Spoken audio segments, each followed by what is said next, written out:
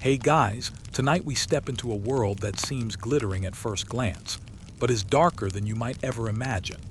Picture yourself standing in a medieval court, the flickering light of torches dancing against cold stone walls, the air thick with the smells of spiced wine and damp rushes laid across the floor. Nobles in heavy gowns chatter and laugh, their jewels glittering like stars against the gloom. At the center of it all sits the king, lounging on a high chair that glows with gold leaf, his mood shifting like the wind. And you, yes, you, are dressed in bells and motley, standing just close enough to amuse, but never far enough to escape danger. It's not exactly a dream job. In fact, you probably won't survive this. So before you get comfortable, take a moment to like the video and subscribe, but only if you genuinely enjoy what I do here.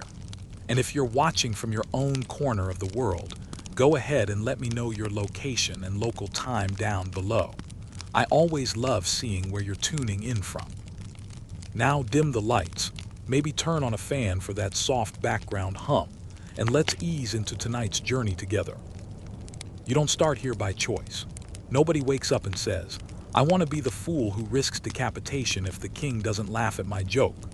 More often than not, you're born into poverty, maybe the child of a peasant with no land, or someone who's been crippled by life's accidents, limps, hunchbacks, scars, strange looks. In the Middle Ages, those traits often marked you as different, and different could sometimes be turned into entertainer. That's the ugly truth. Many fools were conscripted into this role because they already carried society's cruelty on their backs.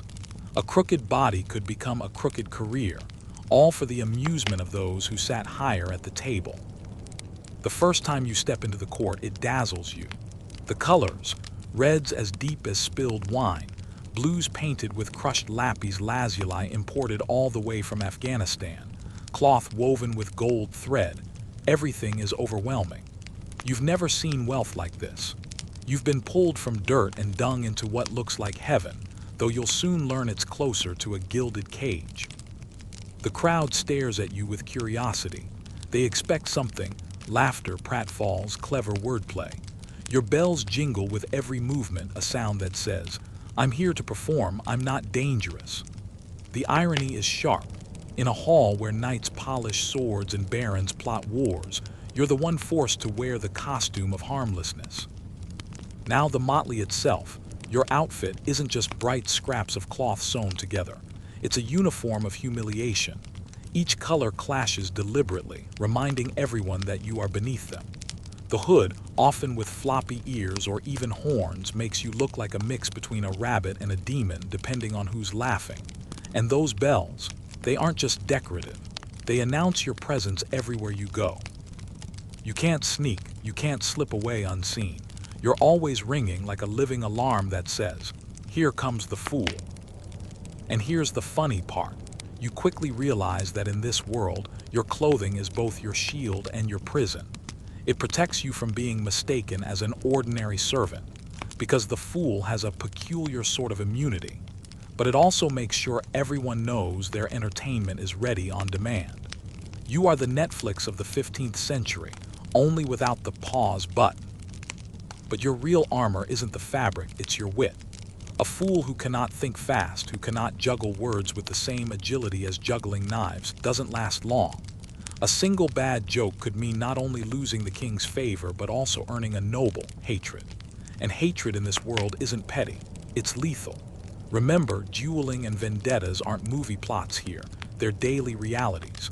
One wrong punchline and suddenly you're the punchline. Now here's a historical fact to ground you. Fools weren't only European. Across different cultures, like the Chinese zani or the Aztec hu-hu, they all played similar roles. They existed as pressure valves, giving rulers someone who could tell truths under the mask of humor. The European version in the late Middle Ages crystallized into what you imagine today. The cap, the bells, the painted smile. Yet even in Europe, there were multiple kinds of fools. Natural fools, often people with disabilities paraded for amusement, and artificial fools, the witty performers who used sharp tongues and sharper minds. Historians still argue whether one group was treated more cruelly than the other, whether wit could truly shield you from humiliation, or whether it only prolonged the misery. But let's pull back from the debate and sink back into the scene. You're here, standing before the king, and he's staring at you with a look that says, "Prove yourself." The hall is quiet. Everyone waits. You feel the weight of their expectations pressing down like a millstone. You tell your first joke. Maybe it's about the bishop's bald head, comparing it to the shine of the silver goblet in his hand. A ripple of laughter breaks out, cautious at first. Then the king lets out a chuckle, and suddenly the whole hall roars. Not because your joke is that good, but because no one wants to be the one person who doesn't laugh when the king does. That's your first lesson. Court laughter is rarely about humor. It's about survival for everyone, not just you. But survival has its edge. You'll soon discover that your jokes are never just jokes. They can become daggers, especially when they prick the pride of men who believe their honor is worth more than your life. A knight with bruised dignity might not duel you, but he could arrange for your food to be tainted, your room to be unsafe, or your body to disappear in the river. The crowd sees you as lucky. You're inside the court, rubbing shoulders with power. But luck tastes sour when it comes laced with fear. You realize quickly that the court is a place of masks. Nobles wear courtesy as armor, knights wear their titles as shields, and you wear your bells as chains. There's a fringe tidbit worth noting. Some fools carried symbolic props like a marat, a stick topped with a carved head that mimicked their own. Imagine holding a miniature of yourself that also mocked you, a puppet saying the things you couldn't. In some ways, the marat wasn't just a toy, it was your scapegoat. You could say outrageous things and pretend it wasn't you, but the stick. You'd be surprised how often that little ruse saved lives. As you shuffle off after your first performance, you notice the king still smiling faintly. That's good for tonight. But you already sense it. Tomorrow, the game resets. Each day is another trial. You're never safe, never free, never truly laughing along with them. And so you settle into your new world. A fool in motley, half protected, half condemned, always dancing on the edge of disaster. You wake the next morning to the sound of bells, not church bells tolling across the city, but the tiny brass globes stitched into your own hood. They jingle whenever you roll over, reminding you that even in your sleep you cannot shed this new identity. You are the fool, and your costume is more permanent than any tattoo. When you first tug it on in the half-light of dawn, the fabric feels heavy, scratchy against your skin. The motley is made from scraps of cloth dyed in colors so violently mismatched that they almost hurt to look at. Crimson stitched to mustard, green slapped against violet, stripes colliding with checks. Each piece screams, "This man is ridiculous." And that's the point, you are a walking joke before you even open your mouth. The hood, meanwhile, flops down over your ears with its long extensions shaped like donkey ears or sometimes horns, depending on the tailor's sense of humor. Little bells hang at the tips, their chime mocking you with every step. The nobles call this outfit whimsical. You know it's humiliating. And yet, oddly enough, it is also your armor, because no one mistakes you for a knight or a servant or a priest. Your outfit announces your purpose.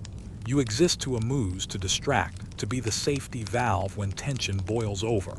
In some courts, this absurd uniform even gives you a strange immunity. You can mock when others dare not, protected by the excuse that you are only the fool. Still, the humiliation clings like sweat. Imagine being forced to wear a clown suit to your office job every day for the rest of your life, even when walking to the market. That's you, centuries before business casual is invented. And unlike modern clowns, you can't peel the paint off your face at the end of the show. The motley is your second skin. You quickly learn that the costume is more than symbolic. Its bells serve a practical function. They prevent you from disappearing. The nobles always know when you're nearby, so you can never eavesdrop in secret. You are the court's most visible shadow. Some say the bells were a way to keep fools honest, though that's ironic in a place where honesty is a liability. Here's a grounded historical fact. Not every fool wore the colorful motley we imagine. Some were dressed in plain tunics or even luxurious garments if the king took a liking to them. But by the 15th century, the classic image of the patchwork suit had become fixed in art and literature. Historians still argue whether the outfit was meant primarily to mock the fool or to act as a badge of office, a kind of official uniform marking the jester's role. Now let's step into your morning routine. You shuffle across the drafty chamber toward a cracked bronze mirror, one of the few possessions the steward allows you. You see your reflection and grimace. The costume makes you look half human, half puppet, as though you've been plucked from a child's toy chest. But appearances matter. The court expects this look, they're hungry for it. Without the motley, you're just another unfortunate peasant. With it, you're a spectacle. When you walk into the great hall dressed like this for the first time in daylight, you catch the whispers. Servants smirk as you pass. Guards glance at you, barely disguising their laughter. Some nobles give you pitying looks, though pity in a medieval court is almost worse than scorn. One lady-in-waiting nudges another and giggles behind her sleeve. The sting burns deeper than you let on. But remember, in this game, humiliation isn't optional, it's currency. Your suffering entertains. Your dignity is expendable. You realize quickly that the more outrageous your appearance, the easier it is for others to laugh without thinking about their own flaws. You are their mirror, twisted and exaggerated. They laugh at you to avoid laughing at themselves. You begin experimenting with the costume, leaning into the role. You exaggerate the jingling of your bells as you bow. You tug at the ears of your hood like a rabbit pretending to be scared. You start using the marot, the fool's staff, topped with a tiny carved head of yourself, almost like a second voice. It allows you to say things you'd never dare say directly. "It's not me insulting you, my lord," you can protest with mock innocence. "It's the little fellow on the stick." Here's a quirky tidbit. Some marots weren't just carved heads. They had concealed bladders filled with pebbles or beans, which rattled when shaken. Imagine the medieval equivalent of a squeaky toy, used not for children but for mocking dukes and bishops. Still, the costume exacts a price. Every time you put it on, you feel your true self shrinking. You remember scraps of your past life, working in a field, helping your mother bake bread, chasing chickens in the yard. Back then you had no bells, no mask, no expectation to humiliate yourself. Now all of that is gone. Your identity has been swallowed by this second skin. And here, where historians diverge. Some argue that fools secretly enjoyed a higher status because they alone could speak truth to power. Others argue the opposite, that the motley was nothing more than a brand, marking the fool as the lowest of the low, tolerated only as long as he provided amusement. You feel the tension of both interpretations in your bones, the strange privilege of being noticed, the sting of never being respected. As the day wears on, you begin to sense the irony. Everyone else at court wears layers of clothing meant to elevate their station. Velvet gowns, ermine-trimmed robes, armor polished to a mirror shine. Their outfits tell the world, "I am powerful." Yours says, "I am ridiculous." And yet sometimes it's you they all watch most closely. During a midday meal, the king gestures toward you and demands entertainment. You leap into the hall, bells jingling, every eye following. For a moment, you realize you are the center of the room. The nobles may scorn you, but they cannot look away. In that sense, the costume is also a crown, one made of scraps and humiliation instead of gold, but a crown nonetheless. The duality gnaws at you. You hate the motley, yet you depend on it. Without it, you're invisible. With it, you're unforgettable. This contradiction becomes the rhythm of your life. Shame and survival, laughter and humiliation, always stitched together like the mismatched colors on your suit. As night falls and you peel the costume off, your body aches from pratfalls, tumbles, and dances. The bells finally fall silent and you sigh in relief. But the quiet doesn't last. Tomorrow you'll wear it again, and the day after, and the day after that. The motley may be just cloth, but it's also a sentence. You are bound to it as surely as a knight is bound to his sword. You begin to wonder, will they bury you in this? And if so, will the bells still ring when the earth settles? The bells at your ankles jingle as you shuffle back into the great hall, summoned once again by the king. This time, you already know what to expect, or at least you think you do. By now, you've learned that your survival depends on more than cleverness. It depends on mood, and moods in a medieval court are like weather. Stormy one moment, clear the next, impossible to predict with certainty. The king reclines on his throne, a goblet of wine in his hand. His face is unreadable, the kind of expression that could shift into delight or fury with only the smallest spark. You stand at the edge of the dais, your bells ringing faintly, your motley glowing garishly in the torchlight. You're waiting for a signal, maybe a raised eyebrow, maybe a wave of his hand. This, you realize, is the fool's most dangerous battlefield. The king's whims. They are invisible, intangible, yet sharper than swords. A single misplaced word could draw more blood than a knight's blade. You have to gauge the atmosphere every second, reading the tiniest shifts in tone or gesture. It is performance as survival. Tonight the king seems bored. His eyes glaze over as nobles drone on about land disputes and grain taxes. Boredom is your opening, but also your trap. You're expected to snap him out of it, to conjure amusement out of thin air. But if you misjudge, if your joke cuts too close to the bone, his boredom could turn into fury, and fury here is fatal. You tell yourself to start small, perhaps a quip about the steward's fussiness with the wine. "My lord," you say with exaggerated solemnity, "I fear the steward inspects each grape personally before allowing it to touch your lips." A ripple of laughter runs through the hall. The steward flushes red, but the king chuckles, and for a moment you're safe. This is the dance. Every joke must serve two masters, the need to amuse the king and the need to avoid enraging everyone else in the room. The trick is that these goals often conflict. Nobles crave dignity, and your role is to puncture it. But if you puncture too deeply, you bleed trouble. Here's your first mainstream fact to ground the moment. Medieval kings were notorious for their volatility. Henry VIII, for instance, was known to laugh heartily at a fool's jest one evening and order punishments the next.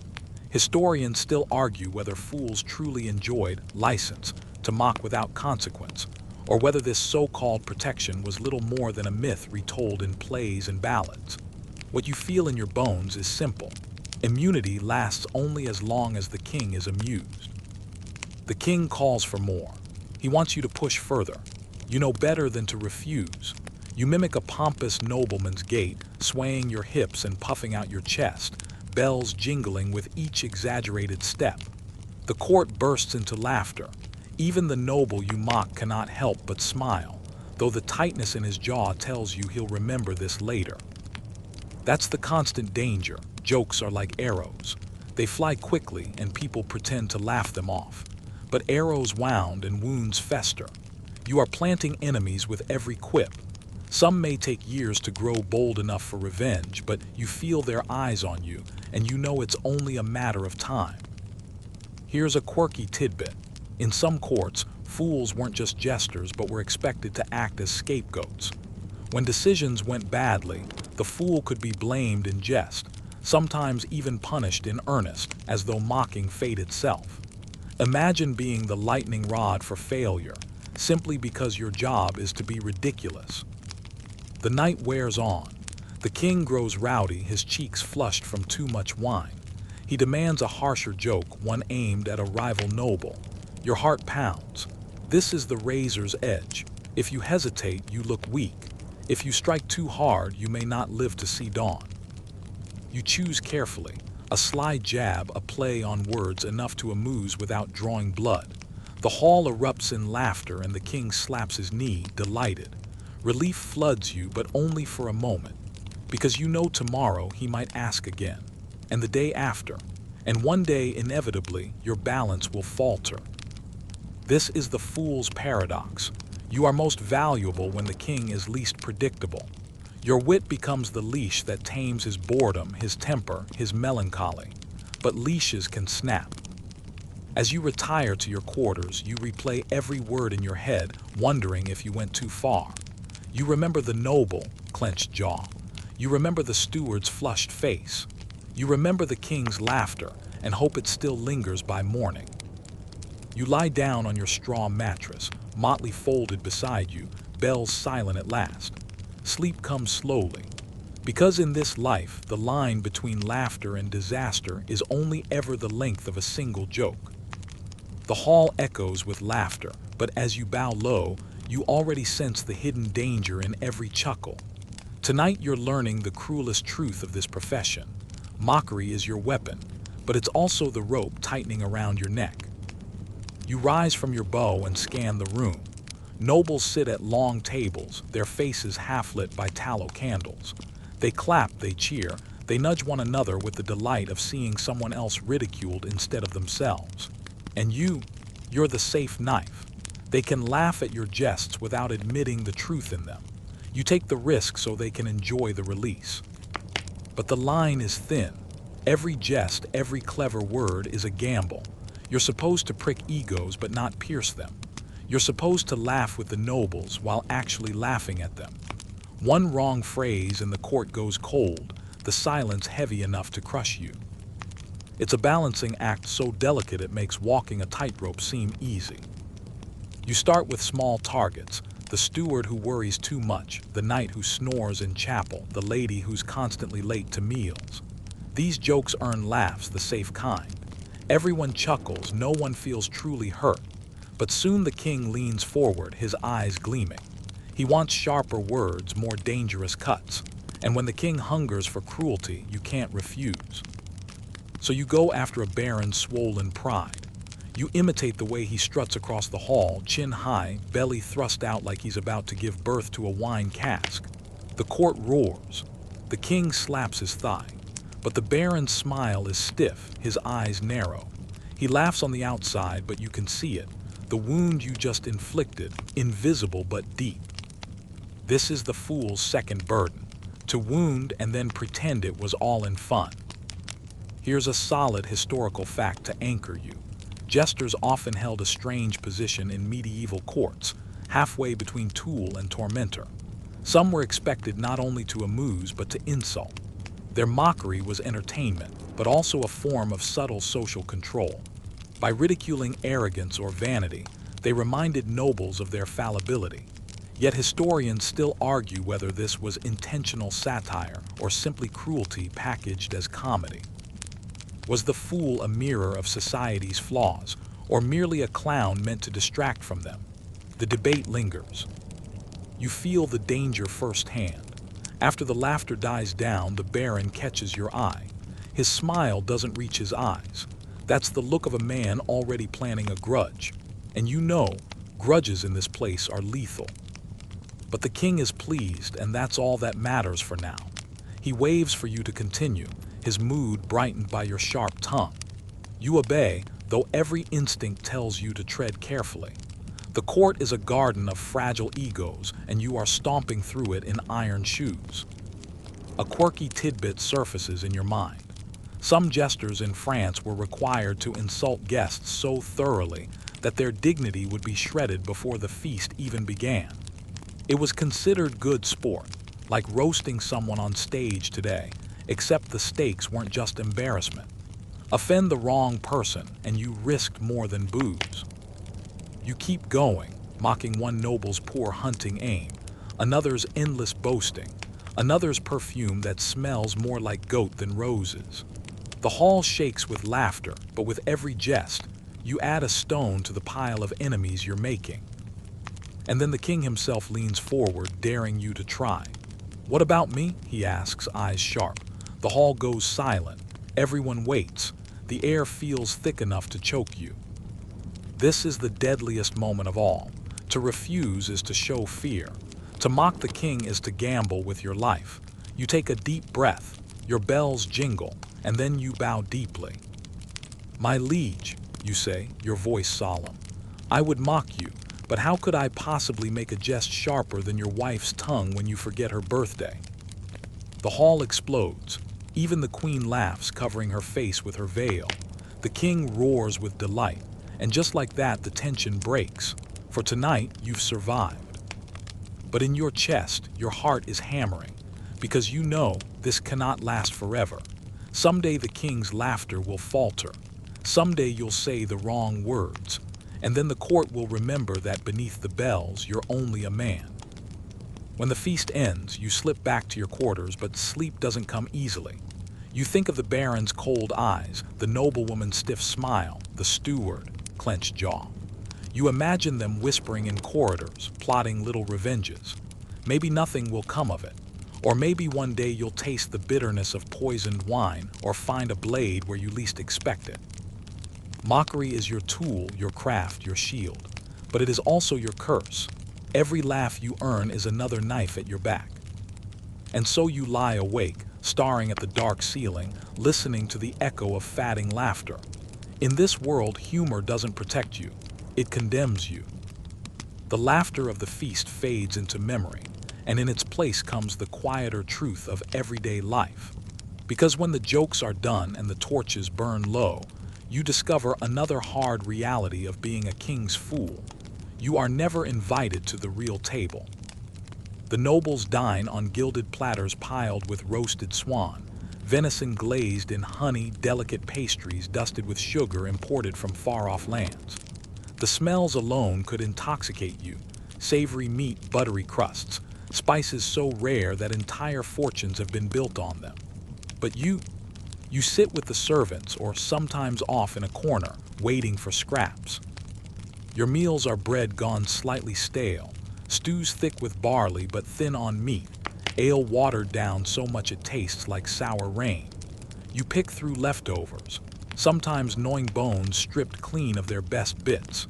You are close enough to hear the clinking goblets of the high table, but far enough to feel the weight of exclusion. This is the daily humiliation, to live inside the castle walls but still be treated as an outsider. You perform for their amusement, but when the feast begins, you're not a guest, you're part of the entertainment. Once the laughter ends, you're back in your place, scraping bowls like everyone else at the bottom rung. Here's a grounded fact. Medieval courts were rigidly hierarchical. Every seat at the table carried meaning. To dine at the king's table was an honor, often reserved for nobles of rank. Jesters sometimes broke the rules, slipping into privileged places when kings favored them, but this was rare. Historians still argue whether fools were honorary courtiers or simply tolerated intruders. You, standing here with bread crumbs in your beard, know the truth leans closer to the latter. You shuffle into the kitchens after a feast, bells jingling faintly, drawing smirks from the scullery maids. They hand you scraps without ceremony, sometimes laughing at the irony. The man who made the nobles roar with delight now reduced to begging for half-chewed leftovers. It stings, but you can't complain. Even scraps are better than starvation. One night you watch as the king devours slices of roast peacock, its feathers displayed on the platter for spectacle. The meat is tender, perfumed with cloves and cinnamon. You, meanwhile, receive a crust dipped in broth. The contrast is bitter, yet you swallow it without protest. To grumble is dangerous, to demand is suicidal. You eat what you're given, grateful that you eat at all. Here's a quirky tidbit. Some fools were so poor in their personal quarters that they used food from the table as part of their act. One fool in France was known to juggle stale rolls, only to eat them afterward because he had no better meal. Comedy and hunger, stitched together like your motley. At times, the king takes pity and tosses you a morsel. He throws a roasted quail in your direction, laughing as you scramble to catch it like a dog. The nobles howl with laughter. For them, it's a game. For you, it's dinner. And so you play along, bowing and grinning, while swallowing pride with every bite. But pride is a dangerous thing to lose. You start to feel the weight of being treated like a pet, half man, half animal. The bells on your hood jingle as you crouch, snatching food from the floor. You wonder if the nobles ever see you as human at all. The hunger doesn't just gnaw at your stomach, it gnaws at your spirit.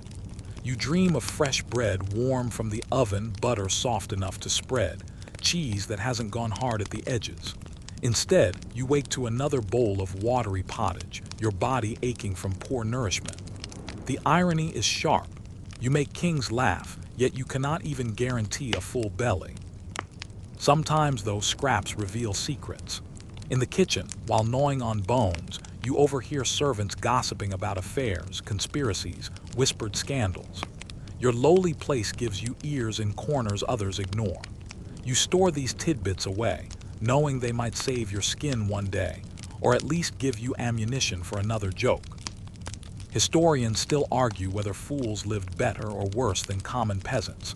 Some say the proximity to the court gave them privileges, a roof, steady food, occasional gifts. Others argue the humiliation and precariousness made their lives harsher than a peasant's in the fields. You, tasting the bitter ale, suspect both might be true. You are neither starving nor satisfied, neither privileged nor respected. You live in the strange gray space between. And in that space, food becomes more than sustenance. It becomes a reminder of your place. The nobles eat first, richly, extravagantly. You eat last, poorly, invisibly. Every meal is a lesson in hierarchy, written not in words but in bread and bones. Late at night, when the court is asleep, you sneak to the kitchens. The fire is dying, the pot scraped clean. You find only crumbs, a wedge of cheese hardened to stone, a strip of dried meat chewy as leather. You chew slowly in the dark, alone, the silence broken only by the faint jingle of your own bells. And as you swallow, you think of the king, sated and snoring in his feather bed, his stomach full of sweetmeats and spiced wine. You think of yourself, gnawing on scraps like a dog, and you wonder who's really the fool here. The clatter of dishes fades from your memory, but the hunger and humiliation never really leave. They echo beneath the jingling of your bells, a reminder that even laughter has a price. Yet what stings more than scraps is the constant need to survive by your wits alone. You don't wield a sword, you don't command troops, you don't hold land. Your only weapon is your tongue, and in the medieval court, that is as dangerous as a blade. Every time you open your mouth, the air tightens. The courtiers wait, listening, eyes sharp for both amusement and offense. Your words are arrows shot in the dark. Hit the right mark, and laughter saves you for another day. Miss, or worse, wound the wrong noble, and those same words become your noose. It's a dangerous game because you are supposed to mock without truly insulting, to tease the king without ever undermining him, to jab the nobles without drawing real blood. Walk too softly and you're boring. Push too far and you're dead. Every quip is a gamble. Here's a grounded historical fact. Fools were granted something rare in a court. They could speak truths others could not. In some places, the jester was the only person allowed to mock the king openly, to voice criticism wrapped in humor. Historians still argue whether this was real freedom or just the illusion of it.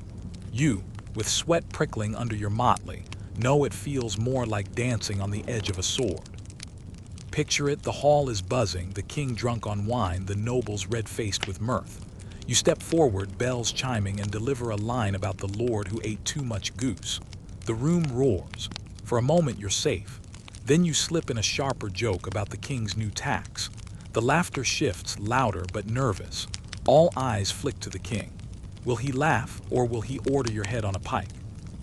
The king pauses, wipes wine from his beard, and then bursts into guffaws. Relief floods you, but you know this mercy is temporary. One wrong word tomorrow could undo you. Here's a quirky tidbit. One famous fool, tribalist of France, once angered King Francis I so deeply that he begged for execution. The king, amused, offered him a choice of how to die. Tribalist replied that he wished to die of old age. Cleverness saved him. You cling to stories like that, hopping wit will always be enough. But you're not always clever enough. Sometimes fatigue dulls your edge. Sometimes fear knots your tongue. You stammer, fumble a line, or deliver a joke that falls flat. The silence that follows is heavier than any chain. You hear the scrape of a knife, the shuffle of boots, the whispers of courtiers sensing blood. In those moments, you feel more naked than ever, standing there in your patched motley, bells trembling in the stillness. And so you rehearse in your head constantly, testing lines, shaping quips, memorizing turns of phrase that might save you. You collect gossip like jewels, polishing it into jokes that glitter enough to distract. You practice timing, tone, gestures, the tilt of your head, all weapons in your endless duel with boredom and wrath. Historians still argue whether fools were genuinely wise or merely lucky survivors. Some claim the wise fool trope was an invention of playwrights and poets, more myth than reality. Others insist that only the cleverest survived long enough to leave their mark. You, balancing on this knife edge, know that survival is less about wisdom and more about never letting your guard down. But even with vigilance, you can't escape the paranoia. You wonder if the courtiers laugh with you or at you, if the king's chuckle hides a plan to test your limits, if tonight's feast will be your last. Every smile feels like a mask, every cheer like the crackle of a fire before it burns. And so to cope, you make humor your armor. You joke even when your heart pounds. You laugh at yourself louder than anyone else, turning humiliation into spectacle. You twist insults into punchlines, robbing them of their sting. You pretend you don't notice when nobles mock your patched clothes or your hunched posture, because if you let the hurt show, you've lost. Yet when you crawl into your straw mattress at night, the mask slips. You lie awake, staring into the dark, replaying every line you said, every laugh you won, every glance you misjudged. You imagine the axe waiting, the rope tightening, the silence of a hall where your jokes no longer echo. Still, you rise the next day, bells jingling, smile plastered, ready to gamble your life again. Because this is the truth of being the king's fool. Your voice is your bread, your wit your shield, your tongue both your salvation and your doom. And as you step once more into the hall, all eyes on you, you take a deep breath, bow low, and prepare to risk it all for another laugh. The bells jingle as you rise again, and though you smile, your body aches in ways laughter never cures. People forget that jesters aren't just storytellers or clever talkers. You are also the tumbling, juggling, pratfalling fool. Your trade is part comedy, part contortion, part circus act long before circuses existed. And that trade leaves bruises that no velvet motley can hide. You leap, you roll, you pratfall dramatically onto stone floors, sometimes on purpose, sometimes because the king thought it fun to trip you. Each performance ends with aches in your joints, scrapes on your elbows, purple welts on your knees. The crowd howls, believing your pain is part of the show. And in truth, it is. Their laughter is your paycheck, and their amusement, whether cruel or genuine, is what keeps your head attached to your shoulders. Here's a grounded fact. Medieval jesters were expected to be multi-talented. Some juggled knives, others walked on their hands, others danced until their muscles gave out. Physical comedy was as prized as witty wordplay. Historians still argue whether fools were trained from childhood like acrobats or simply self-taught survivors who stumbled into the trade. Either way, the bruises are real, and you wear them like invisible badges. Imagine kneeling on the cold flagstones, smacking yourself with a pig's bladder tied to a stick, because the king finds it hilarious when you pretend to beat your own head. The sting leaves a welt, but you keep going, bells jingling as you wobble around like a dazed goose. The court erupts in laughter. Inside, your teeth clench. Outside, you grin wider. The humiliation doesn't end there. Sometimes nobles think it's fun to use you as a prop. They dump ale over your head, throw bones at you during feasts, or command you to bark like a dog beneath the table. You comply because refusal is unthinkable. The bruise to your pride is deeper than the bruise to your skin, but pride doesn't keep you fed. Here's a quirky tidbit. Some jesters carried wooden baubles, mock scepters with carved heads.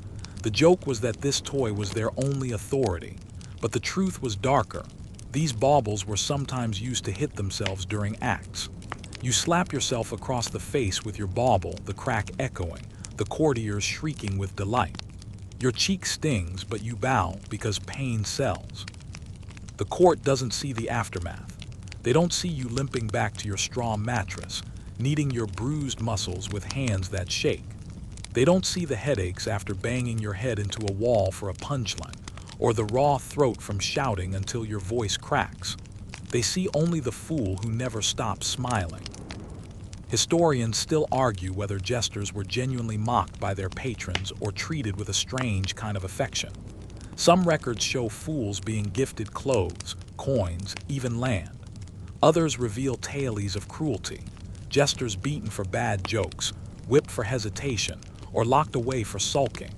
You, rubbing your bruised ribs in the dark, know affection and cruelty are often indistinguishable in this life. Even laughter itself can hurt. You laugh louder than anyone, forcing your voice until it cracks. You stretch your grin until your cheeks ache. And in the stillness of night, when no one watches, your face feels stiff, sore, almost unwilling to rest. Smiles, after all, are muscles too, and yours are worked harder than most. And still, you endure, because there are rare nights when the king laughs not at your pain, but at your wit. When the courtiers cheer because you're juggling dazzled rather than your pratfall bruised. When a line lands so perfectly that you feel, for one fragile moment, not like a beaten fool, but like a master of the room. Those nights are few, but they are the ones you live for. Yet you cannot shake the truth. The court will always hunger for spectacle, and spectacle often means you're suffering. You are both artist and punching bag, wit and whipping boy.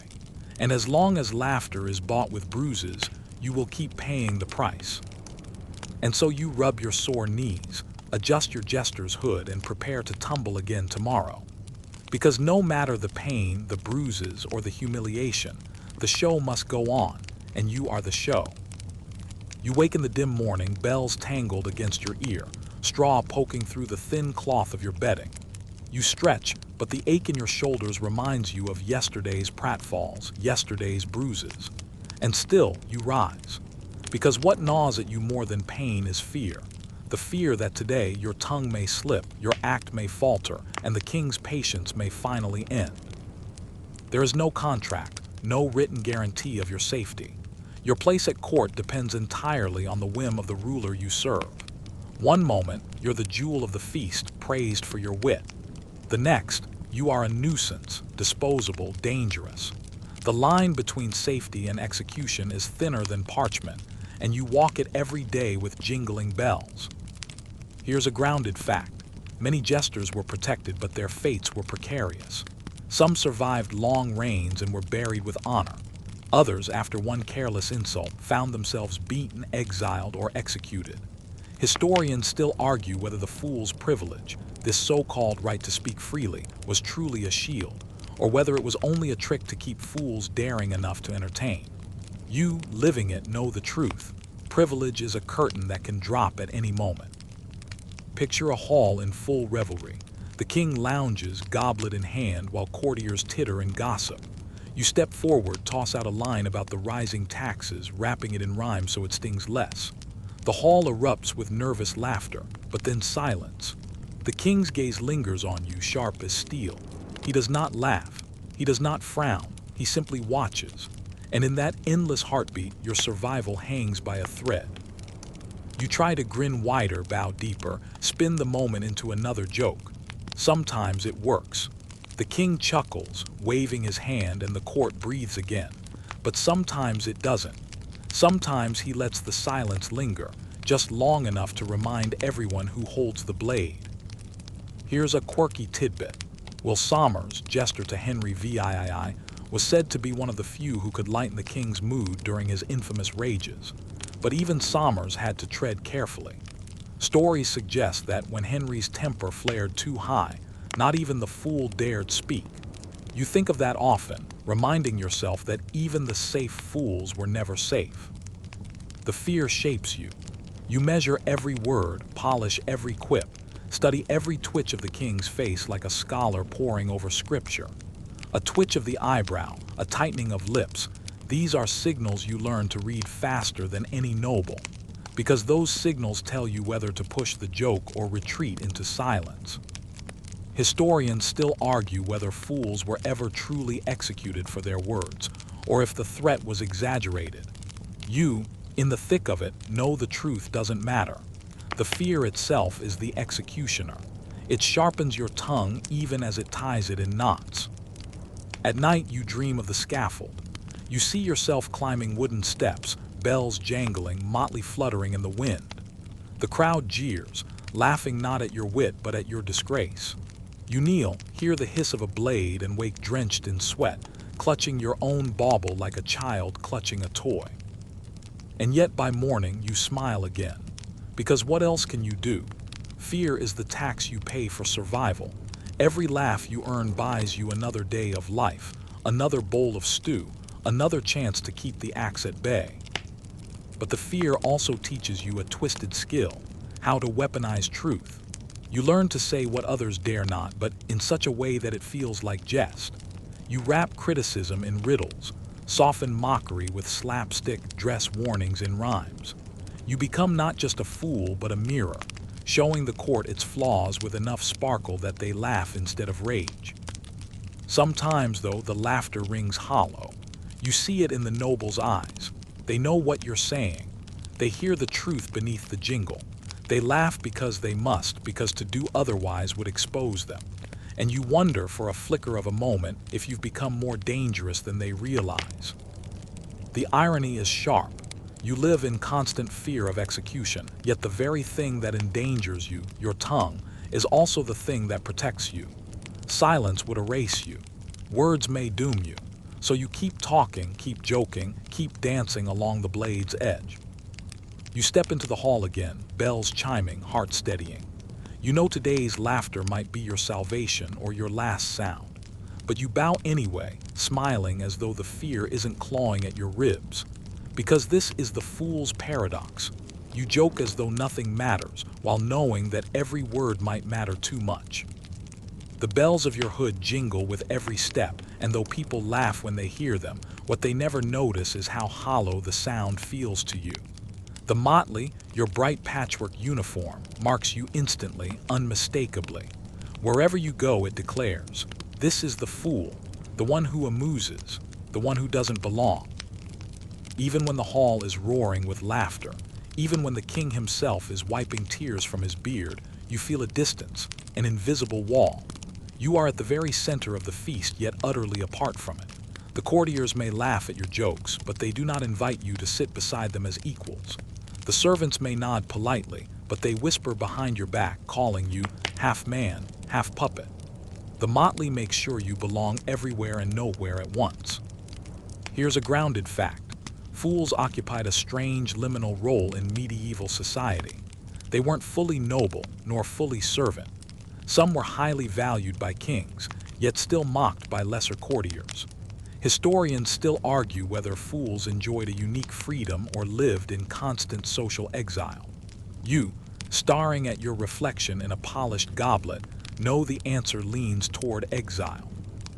The loneliness grows sharper after the laughter fades. You retreat to your small chamber, no fine hangings on the walls, no companions waiting.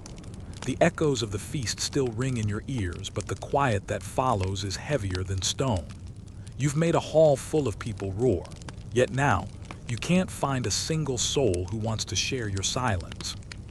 Some nights you wander the corridors, hopping to find someone awake, someone willing to talk beyond the mask of your role. But when servants see you, they bow awkwardly and hurry on. When guards see you, they smirk and mutter jokes about the fool being lost without his stage. Even in the kitchens, where warmth and smells of bread should comfort, you are tolerated rather than welcomed. Here's a quirky tidbit. Some fools kept pets as companions, often small dogs or monkeys dressed in tiny motley outfits. Records show these creatures sometimes performed alongside their masters, but beyond performance they were company, warmth against the loneliness.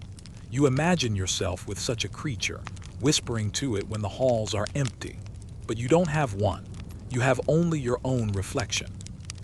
You think about friends you might have had if your path had been different.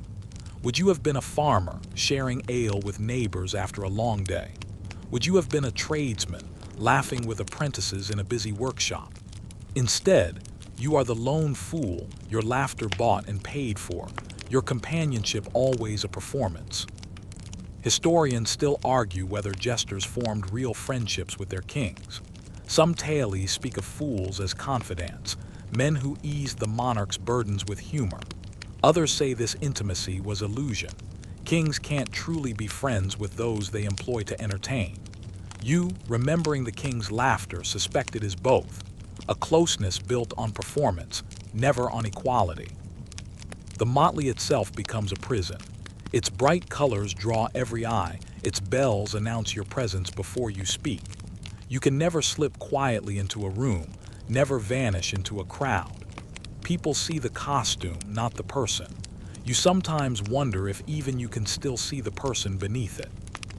One evening, after a long day of tumbling and jeering, you find yourself staring at the motley hood hanging limp on a peg. The bells glint dully in the firelight. You hesitate before putting it on again, almost as if by delaying you might step back into a self that existed before the fool. But the hesitation passes. You put it on, because without it, who are you? And yet, for all its loneliness, the role binds you. It gives you a roof, however modest. It gives you scraps to eat, however stale. It gives you a purpose, however humiliating. In a way, the motley is both prison and lifeline, and that contradiction is perhaps the heaviest weight of all. Sometimes in your solitude, you experiment with silence.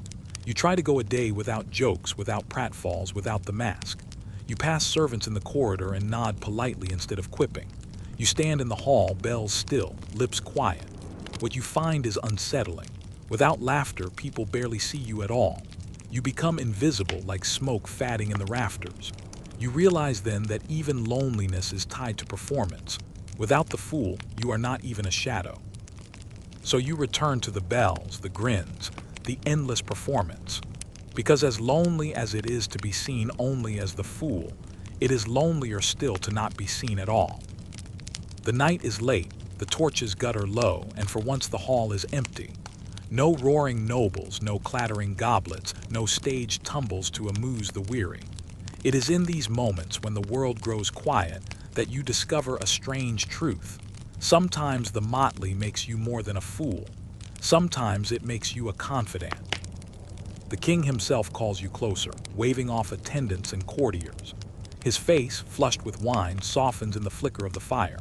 He tells you secrets, grievances about his council, frustrations with his nobles, fears he cannot voice to anyone else. And you sit there, bells chiming softly, nodding, offering quips where you can, serious words when you must. In these moments, you are not simply a clown. You are his listener, his shadow, the one who absorbs the burdens no one else dares to touch. Here's a grounded fact. Many monarchs are recorded as confiding in their fools. Well, Somers of Henry VII's court was described as the king's favorite, a man who soothed him during bouts of anger. Other rulers, from France to Russia, leaned on fools as sounding boards. Historians still argue whether this trust was genuine or simply convenient. You, listening to the king mutter about plots and betrayals, know it is both. The irony is sharp. The court mocks you, the servants smirk at you, yet the ruler himself whispers in your ear. You learn of affairs long before the gossip reaches the hall. You hear of military campaigns before the captains do. You are the receptacle of truths that could topple kingdoms, yet you carry them in silence, because who would ever take the word of a fool seriously? And yet with this strange intimacy comes danger. Because when things go wrong, when decisions sour, when tensions rise, the same role that makes you confidant makes you scapegoat. The king shares his secrets in private, but in public he may need someone to blame for his outbursts. And who better than the fool? Picture it, the court murmurs nervously after a disastrous decree. The nobles mutter about taxes that stir rebellion or alliances that crumble. The king glares, and then with a sudden laugh he points to you. "It was the fool who advised me so," he says, half in jest, half in deadly seriousness. The hall erupts in laughter, and in that laughter your reputation twists. They may not truly believe you guided the king, but they will remember the accusation. And memory is poison at court. Here's a quirky tidbit. In some German courts, fools were formally listed among the king's advisors, though with no real authority. Their names appeared on rosters alongside ministers, as if mocking the very idea of governance. But when counsels failed, the fool often took the blame in jest, except everyone knew that jest had teeth. The worst part is how easily you can be sacrificed. If nobles grow restless, if tempers rise, the king can toss you to the wolves with a word. The fool overstepped, he might say, washing his hands of you. Suddenly, the very tongue that once earned you scraps of roast meat now earns you the lash, or worse, exile. Historians still argue whether fools genuinely influence policy or if they were mere puppets. Some suggest jesters, by speaking uncomfortable truths, nudged rulers away from folly. Others insist this is romantic fiction, that no king would trust his realm to a clown. You, caught between laughter and fear, know the truth. You influence nothing. You survive by making it seem as though you influence everything. And so you live in contradiction. By night, you are trusted with secrets no minister hears. By day, you are tossed into the fire when those secrets fester. The duality gnaws at you, cherished and ridiculed, necessary and disposable, confidant and scapegoat. There are times when the king's eyes grow cold, when you see the calculation behind his smile. In those moments, you wonder if your very survival is part of his amusement. Perhaps he finds joy in testing how close you can skate to the edge. Perhaps you are not confidant nor scapegoat, but merely another pawn in his endless game of power. You lie awake in your small chamber, bells muffled under your hand, and think of the strange paradox. You know more of the king's heart than most courtiers, yet you are lonelier than any of them. You can soothe his anger in private, but in public you may be offered up for slaughter. You are close to the throne, and yet closer still to the gallows. The motley hood lies beside you, bright even in the darkness. It is both crown and chain, gift and curse. Tomorrow the king will call again. He will whisper to you in the hush of night, and he will laugh at you before the crowd by day, and you will smile because you have no choice. The banquet stretches on longer than anyone expected, the roasted boar stripped bare, the wine jugs running dry, the nobles yawning in their velvet seats. And then the king leans forward, tapping his knife against his goblet. His voice cuts across the din. Fool, entertain us. And there it is again, that sudden summons. Your body jerks upright before your mind even catches up. It doesn't matter if your throat is raw, if your head aches, if you've already juggled until your wrists burn. You must leap forward, eyes wide, bells jingling, tongue sharp as a whip. Because when the king demands amusement, there is no pause button, no rain check, no, sorry, I'm not feeling funny tonight. This is the true strain of your work. Wit on demand. Not when the inspiration strikes, not when the mood fits, but right here, right now, in front of the most dangerous audience on earth. Think about it. Modern comedians spend weeks testing jokes in small clubs before taking them to a stage. They bomb, they revise, they polish until the timing is perfect. You don't get rehearsal. The court is your stage, the king is your critic, and every night is opening night. And if your joke doesn't land, well, you don't just get heckled. You risk insult, beating, or worse. You probably won't survive a bad set. One grounded fact: jesters were often expected to entertain in multiple ways, not just jokes. Some were trained in juggling, acrobatics, even playing instruments. Well, Somers, Henry VII's fool, was not only a sharp-tongued wit, but also skilled at keeping the monarch amused during his darkest moods. This constant variety was part of the job, but it was also exhausting. Imagine switching from stand-up to slapstick to harp playing with no break. And yet the court always wants more. Nobles slump against their chairs, demanding something sharper, funnier, riskier. They've heard the juggling before. They've seen the pratfalls. They want you to mock the bishop's crooked nose, or the ambassador's bad French, or the queen's new gown that looks suspiciously like last year. They want you to risk treason for their amusement. Historians still argue whether fools enjoyed this freedom to mock the high and mighty or whether it was a carefully controlled illusion. Some claim fools were the only ones allowed to insult the king without punishment, while others point to records of jesters whipped or dismissed for crossing invisible lines. You, standing in the torchlight with sweat dripping into your eyes, know the truth. You can speak boldly, yes, but only until the moment you say the wrong word. Then boldness becomes fatal. The strain is not just in the words, but in the timing. Every court has its shifting moods. One night, the nobles roar with laughter when you stumble into a knight's lap. The next, they glare as though you've spat in the chalice. You are not simply juggling balls, you are juggling tempers, egos, alliances. And then there's the king. Oh, the king is the trickiest of them all. One night he wants you to mock him, yes him, so he can laugh at his own expense and prove how magnanimous he is. The next, he takes the same joke as insult, and suddenly the hall goes still, every noble's breath caught, waiting to see if you live or die. You know the whispers, the fool has gone too far this time. You've heard the laughter curdle into silence. That moment, the seconds stretch like hours. Do you kneel? Do you play it off as jest? Or do you double down, throwing out another barb and hopping the king finds it twice as funny? A quirky tidbit. Some fools were known to carry small wooden swords or baubles, which they'd use as props in quick improvisations. These weren't just toys, they were lifelines. The moment words failed, you could turn to slapstick, falling on your face or whacking yourself with your sword to buy time. It's comedy as survival tactic. But even slapstick has its limits. Try too hard and you look desperate. Fall too flat and you look dull. And dullness in a medieval court is almost worse than offense. A boring fool is a useless fool. A useless fool does not stay long.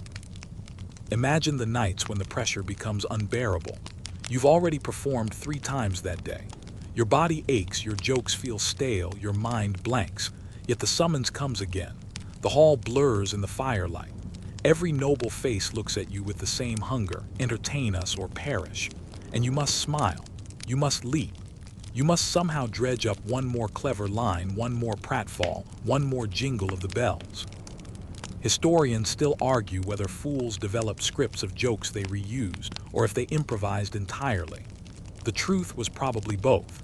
You certainly recycle, mocking the fat noble's appetite, the bishop's long sermons, the knight who snores through council meetings. But you must dress the old bones in new skin each time, or risk groans instead of laughter. And so your mind works overtime, scrambling to repackage the same jest into something fresh. This endless mental acrobatics leaves you drained.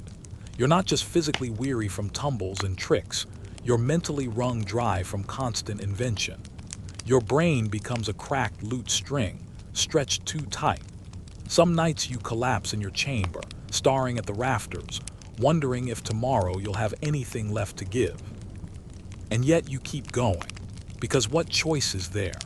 You are not a knight who can ride away, nor a merchant who can pack up his wares. You belong to the court, body and soul. Your wit is your weapon and your prison. A modern aside for you. Think of your smartphone, constantly buzzing with notifications, demanding attention at all hours. Now imagine you can't mute it, can't turn it off, can't escape it. That's your life as a fool. The summons can come at dawn or midnight during feasts or funerals. Always you must perform. There is a moment late in the night after yet another performance when you catch your reflection in a polished goblet. The paint smeared on your face, the bells askew on your hood, the exhaustion etched deep into your eyes. It all stares back at you. And you wonder, is this truly who you are? Or is this only what they've made you to be? You shake the thought away.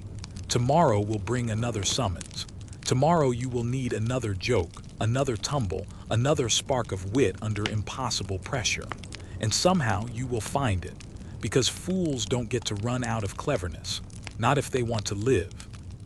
The hall is warm tonight, too warm, the kind of heat that makes tempers sticky. The nobles are restless, drinking more than they're eating, their laughter sharp, cutting. The king himself leans back on his throne, eyes half-lidded, and suddenly you hear that dreaded phrase again. Fool, say something witty.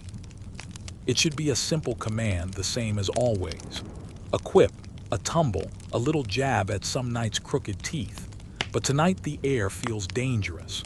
Perhaps it's the ambassador at the king's side, perhaps it's the whisper of rebellion in the provinces. Whatever it is, the mood is taut as a bowstring. And that's when the knife edge of your role becomes clearest.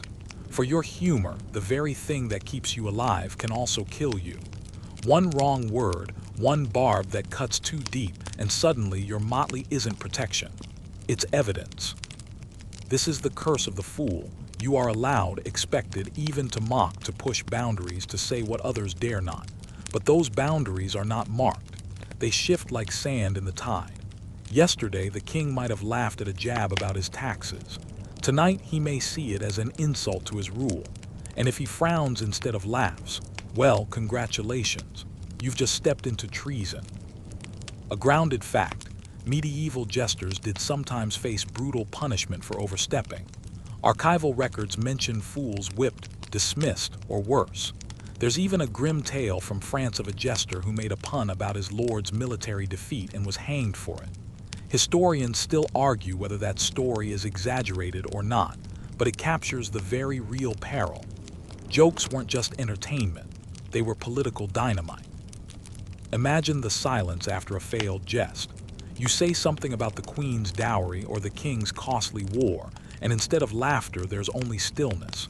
Every noble freezes, eyes darting between you and the throne. You can almost hear their thoughts. Did the fool just insult the crown? You feel the sweat bead on your neck. Bells jingle faintly as your body tenses. Now you scramble, you bow, you grin, you turn the insult on yourself. Only a fool would say such a thing, hoping the king will let it slide. Sometimes he does, sometimes he doesn't. And when he doesn't, no one rushes to defend you. After all, who risks their neck for a fool?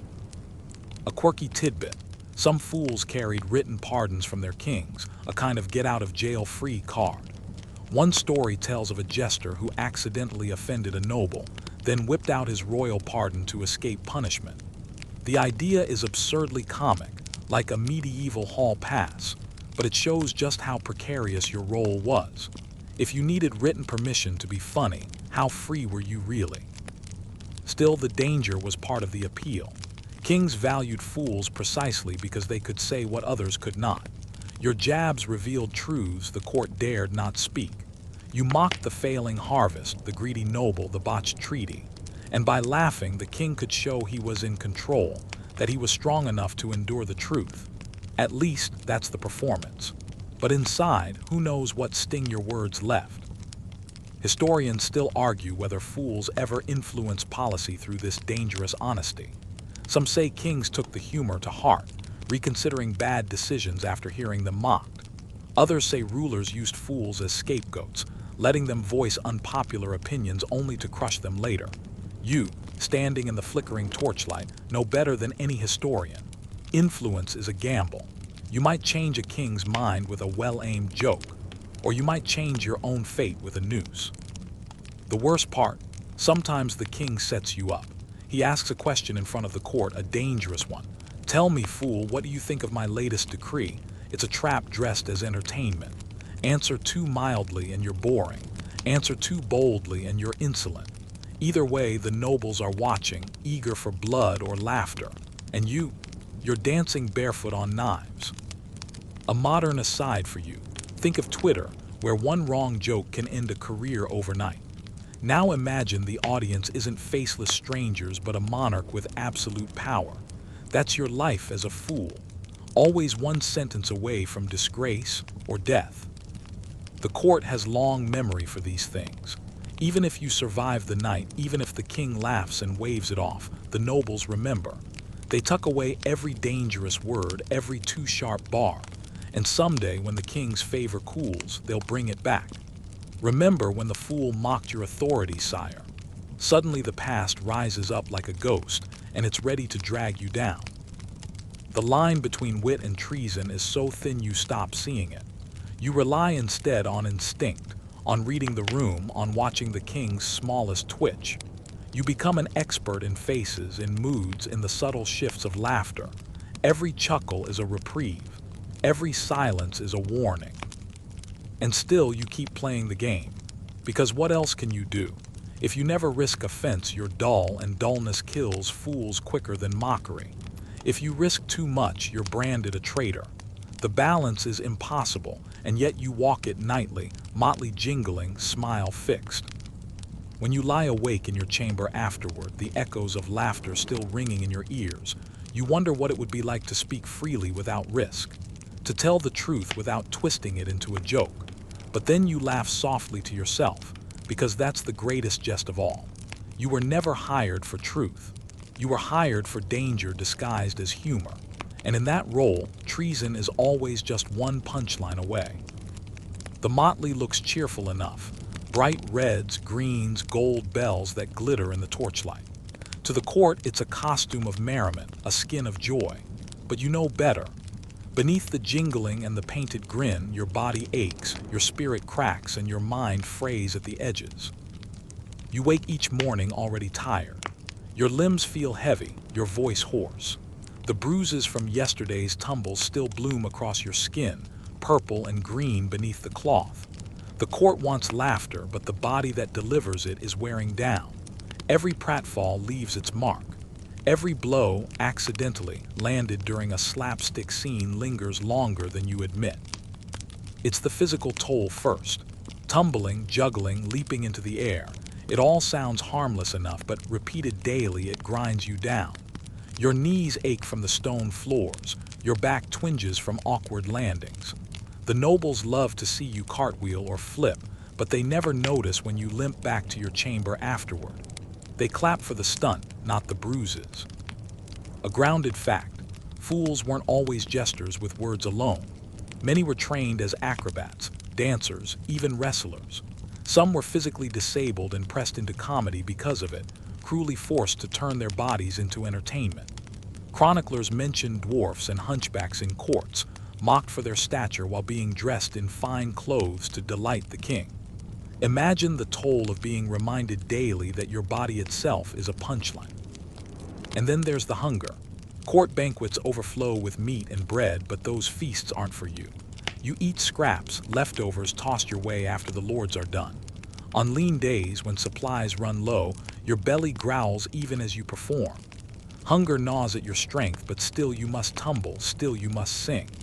You smile with empty stomach, bells jingling around hollow ribs. The mind suffers just as much as the body. Always you are calculating. Is this joke too sharp? Is the king in a foul mood? Does that noble look like he wants blood tonight? You're reading the room second by second, heart racing, brain spinning. This vigilance never shuts off. Even when you lie in bed, you replay the day, wondering if you crossed a line, if tomorrow the axe will fall. Historians still argue whether fools enjoyed their roles or if most were trapped by circumstance. Some point to accounts of jesters who lived long, seemingly content lives, joking into old age. Others highlight the dismissals, the punishments, the lonely ends. You, lying awake with the shadows pressing in, know the truth bends both ways. There are moments of joy, yes, but the toll outweighs them more often than not. Sleep comes fitfully. Bells ring in your dreams, always bells, echoing and mocking. Sometimes you dream of laughter, but it twists into jeers. Sometimes you dream of silence, the deadly silence after a failed jest, and you wake gasping, heart pounding. Nights do not restore you, they drain you further. A quirky tidbit: in some courts, fools were kept awake deliberately, expected to entertain long into the night while nobles drank. Imagine being summoned at 3 in the morning to sing or dance while your body screamed for rest. Some accounts even suggest fools were woken during storms or sleepless nights of their masters, forced to chatter until dawn. You are less a man than a living nightlight, banishing boredom until the sun rises. The mental toll also comes from humiliation. Day after day, you are laughed at, not always with. The nobles smirk when you fall, sneer when you jest, sometimes spit their wine at you in fun. To them, you are not human, you are furniture with bells. And the more you internalize this, the harder it is to remember your own worth. The costume doesn't come off, not really.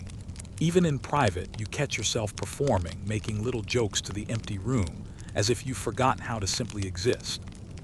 Your identity blurs. Are you the fool because you wear the motley, or do you wear the motley because you are the fool?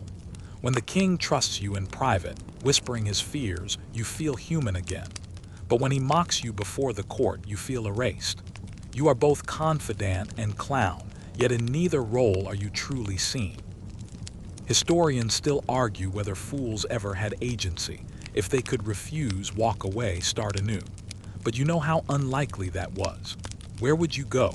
Your clothes mark you, your reputation follows you, your skills mean nothing outside the hall. No one hires a fool to build walls or plow fields. The motley is a cage, one you cannot slip out of. And then there's the loneliness.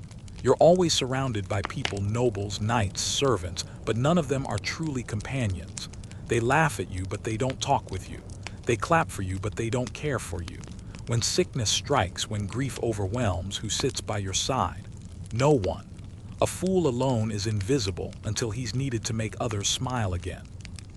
The toll builds year after year. Your body bends, your spirit wearies, your mind frays, and still you perform, still you dance, still you juggle, because the moment you stop, you are nothing. Worse than nothing, you are disposable. And that realization is perhaps the heaviest toll of all, that no matter how much you give, your body, your wit, your very sanity, it is never enough. Tomorrow the summons will come again. Tomorrow you will rise aching, starving, exhausted, and once more the court will demand, "Fool, make us laugh." It always begins the same way. The bells jingle brightly, the laughter rolls, the king slaps his knee and declares you the finest fool in Christendom. You feel for a moment untouchable, as though the motley has become a crown in its own right. The courtiers chuckle, the servants grin, even the queen herself hides a smile behind her jeweled hand. You bask in it because you have no choice. It is your livelihood. But the thing about favor is that it is as fragile as spun glass. One slip, one change of the wind, and the glittering light of approval shatters into sharp shards. One day you are indispensable, the next you are an afterthought, or worse, an inconvenience. The court is a fickle stage. Nobles tire of old tricks, kings grow weary of repeated jokes. A jest that once brought roars of laughter now earns only faint smiles, then frowns. You find yourself chasing novelty like a dog chasing its tail, desperate to keep up with the shifting moods. But moods change faster than wit can replenish. Here's a grounded fact. Many fools lost their position simply when their masters died. They weren't considered servants of the household, but personal companions of the ruler. When a king passed, the fool often had no place in the new court. Some were pensioned off, but more often, they were dismissed outright, tossed into the world with nothing but their bells and bruises. Historians still argue whether this made fools freer than other courtiers or more disposable. You, standing in the cold after the funeral, know it feels like both. Worse still is the dismissal that comes not with death but with boredom. One day the summons simply stops coming. The king no longer calls your name at supper, no longer gestures for you to dance. The courtiers whisper, "Has the fool fallen out of favor?" And you feel the air grow colder, the stares grow sharper. Within a week you're gone, sent away with a handful of coins if you're lucky. A quirky tidbit. One English jester, unable to regain his master's favor, supposedly wandered the countryside dressed in motley, offering jokes for bread at village fairs. Imagine the humiliation. Once the centerpiece of a royal court, now a sideshow curiosity for peasants. The fall is not just material, it's personal, from confidant of kings to beggar with bells. The cruelest part is that the fall can come for reasons entirely beyond your control.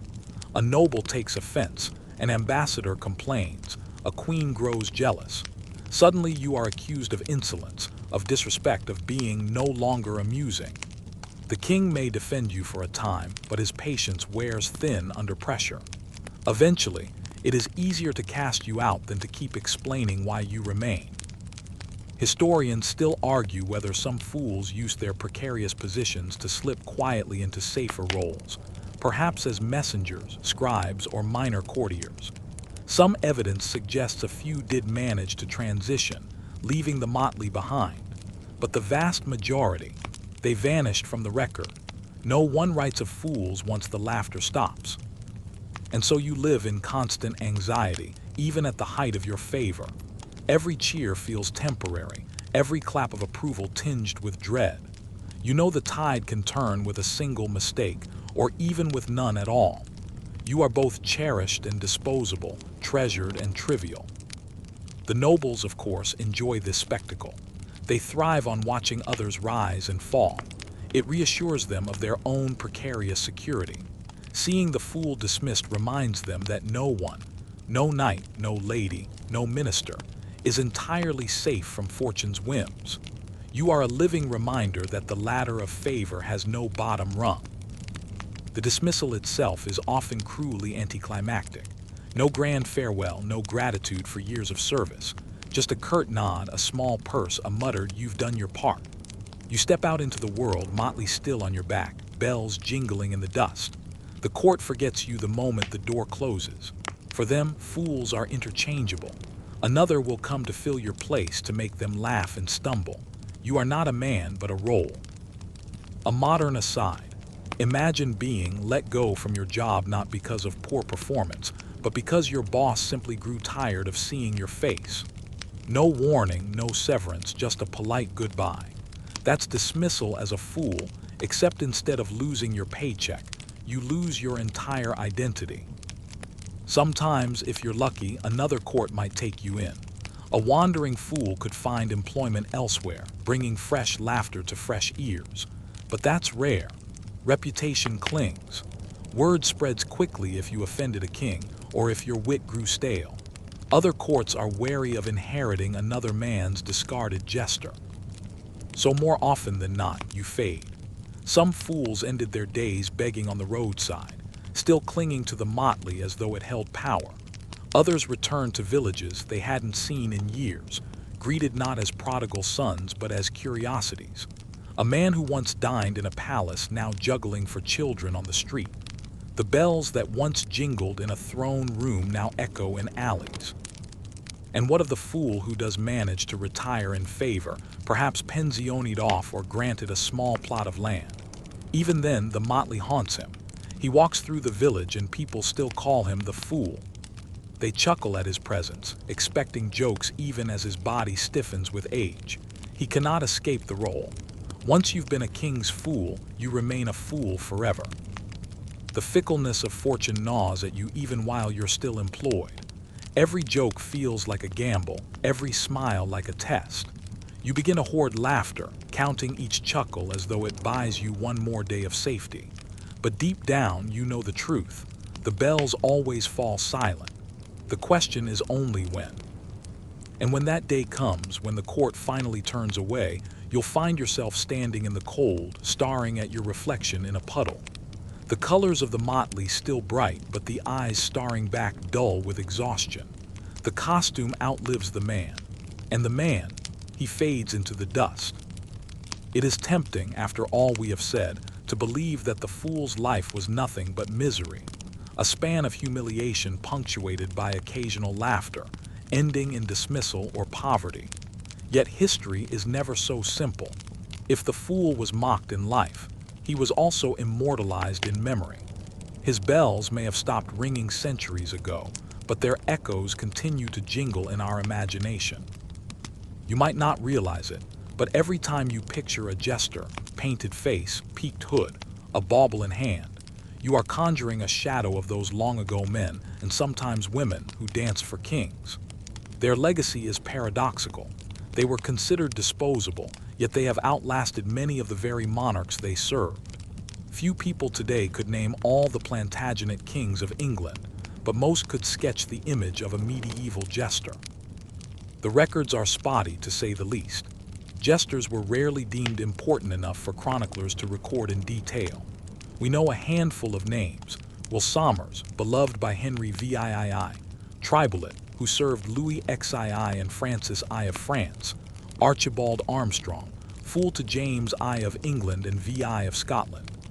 These men slip through the pages of history not as major players, but as colorful footnotes. And yet, sometimes those footnotes prove more enduring than the grand chronicles of kings. Will Somers, for instance, remains a figure in literature and theater long after Henry VII's court crumbled. Plays and novels imagined him as a voice of conscience, a witty commentator who dared speak truth to the king. Did he truly do so? Perhaps not as often as we'd like to believe. But the story persists because it captures the imagination, the idea that laughter could pierce power. Here lies the curious legacy of the fool. He became a symbol. In art, he is not just a man in motley, but an embodiment of folly itself. Medieval manuscript margins are filled with grotesque little jesters, capering among saints and scholars. Renaissance painters tucked fools into the background as reminders that wisdom and foolishness walk hand in hand. Even Shakespeare, centuries later, elevated fools into philosophers. Think of Fest in Twelfth Night, or the fool in King Lear, whose riddling truths cut sharper than swords. The irony: real fools often lack such dignity, yet their symbolic afterlives are richer than their lived ones. The jester in our imagination is a truth-teller, a sage in disguise. The jester in reality was usually cold, hungry, anxious, and disposable. Still, symbols have their own kind of immortality, one denied to flesh. What then is the lesson left behind? Perhaps it is this: that laughter is powerful but never safe. The fool's life reminds us how fragile human worth can be when it depends on another's amusement. It is a mirror held to all societies, not just medieval ones. Even today, comedians, entertainers, and jesters of the digital stage live with the same tension. Applause sustains them, silence can end them. To think of the fool's legacy is to think also of our own. What survives of us when the laughter dies? The kings who commanded armies may have their statues toppled, their names forgotten. The fool, whose only weapon was a joke, survives in the minds of children drawing cartoon jesters on paper, in the masks sold at festivals, in the bright, strange costumes of modern carnivals. If you leaf through a medieval psalter or book of hours, you may find him still there, painted small in the margin, dancing or grimacing, tongue out at the solemn Latin text. A silent rebellion preserved in ink and gold. He may have been scorned by the nobility, but he lives on in the art of anonymous scribes who must have delighted in giving him space on holy pages. The jester endures as mischief in the margins of history itself. And what of you, the fool, as a person, not a symbol? That is harder. Few fools left children, fewer left writings. Your jokes vanish with your breath, your dances vanish with your step. Unless a chronicler cared enough to note your name, you dissolve into anonymity. The greatest jest of all, perhaps, is that the fool's legacy belongs less to the fools themselves and more to the storytellers who came after. But that, too, is a kind of immortality. You are remembered not as you were, but as you are imagined. And sometimes imagination is stronger than memory. So why did it suck to be a medieval court jester? Because you were mocked, humiliated, disposable. Because your life depended on fragile favor. Because every laugh carried a risk, every silence a threat. And yet, your legacy outlasted those who once owned you. You became a symbol of folly and wisdom entwined, of truth disguised as jest. You remind us still that laughter can both wound and heal, that even the lowest voice in the hall may carry the sharpest edge. The bells are gone, but their echoes linger, and that in the end is no small legacy. And now, my friend, as you lie there listening, the story of the fool comes to its end. You've walked the long, uneven path of his life, the hunger, the fear, the flickering torchlight of fleeting favor. You've seen him stumble and jest, beg and dance, vanish and reappear in memory. But here at the edge of night, the fool grows quiet. His bells no longer jingle, his painted face has softened, his motley rests folded in a chest.